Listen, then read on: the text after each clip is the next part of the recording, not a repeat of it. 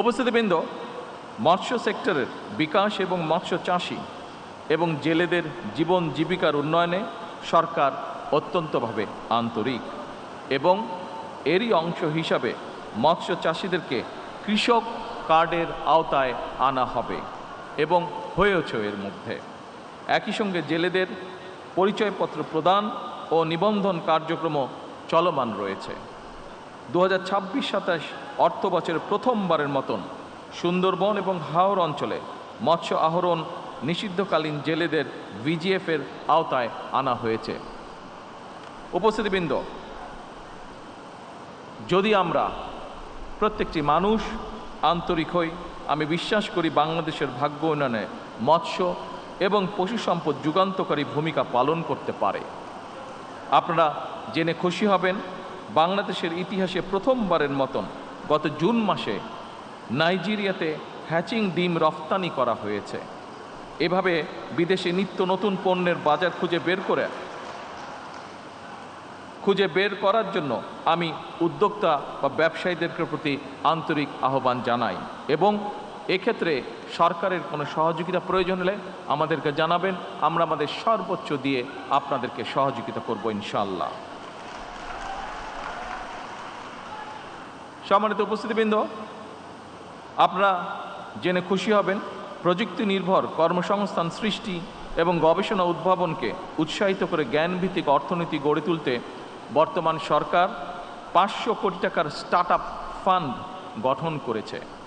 এই ফান্ড থেকে সম্ভাবনাময় স্টার্টআপের জন্য, অর্থাৎ শিল্প উদ্যোক্তা বা শিল্প শুরু করার জন্য সরকার 5 লক্ষ থেকে 5 কোটি টাকা পর্যন্ত গ্রান্ট দেবে, ঋণ নয় গ্রান্ট দেবে।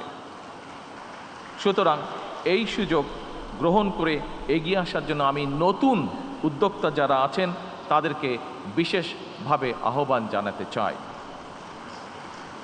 সম্মানিত উপস্থিতিবৃন্দ, আমরা আজকে এখানে মৎস্য নিয়ে কথা বলছি।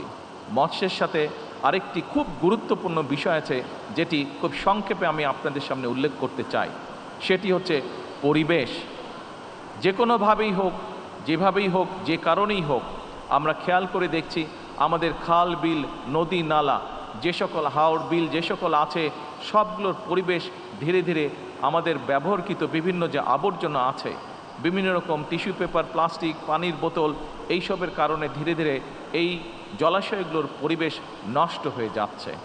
আমরা যদি সত্যিকারভাবে সচেতন হই, আমরা যদি নিজেদের পরিবেশ রক্ষা করতে চাই এবং একই সাথে আপনারা এখানে যারা উপস্থিত আছেন অধিকাংশ মানুষ হয়তো মৎস্য পেশার সাথে জড়িত এবং মাছকে যদি আমরা বাঁচাতে চাই, আসুন একই সাথে আমাদেরকে আমাদের পরিবেশের প্রতিও খেয়াল রাখতে হবে, আমাদেরকে আমাদের পরিবেশকে রক্ষা করতে হবে। আমরা যদি পরিবেশকে রক্ষা করতে পারি, আমরা যেমন একটি সুস্থ পরিবেশের মধ্যে বসবাস করতে পারবো, আমাদের সন্তানেরা সুস্থ পরিবেশে বসবাস করতে পারবে আগামী দিনে। একইভাবে আমাদের মৎস্য, আমাদের পশু, সকল কিছু আমরা একটি সুস্থ পরিবেশের মধ্যে গড়ে তুলতে সক্ষম হব। সম্মানিত উপস্থিতিবৃন্দ, সকল প্রিয় ভাই ও বোনেরা, জাতীয় মৎস্য পক্ষের এবারের প্রতিপাদ্য রূপালী মৎস্যে স্বনির্ভর দেশ, সবার আগে বাংলাদেশ। আসুন আমরা সবাই মিলে জলজ সম্পদ সংরক্ষণ, পরিবেশ বান্ধব ও টেকসই মৎস্য চাষ এবং বিতরণ, মাছের উৎপাদন, আহরণ এবং উৎপাদনশীলতা বৃদ্ধির মাধ্যমে একটি পুষ্টি সমৃদ্ধ, আত্মনির্ভরশীল এবং সমৃদ্ধ বাংলাদেশ গড়ে তুলি। এই গড়ে তুলতে হলে আমাদের সকলকে সচেতনভাবে পরিশ্রম করতে হবে। আমাদের 20 কোটি মানুষের 40 কোটি হাতকে কাজে লাগাতে হবে যাতে আমরা আমাদের দেশটিকে সুন্দরভাবে গড়ে তুলতে পারি। পরিশেষে আমি জাতীয় মৎস্য পক্ষ 2026-এর শুভ উদ্বোধন ঘোষণা করে আমার বক্তব্য শেষ করছি। আল্লাহ হাফেজ। বাংলাদেশ জিন্দাবাদ।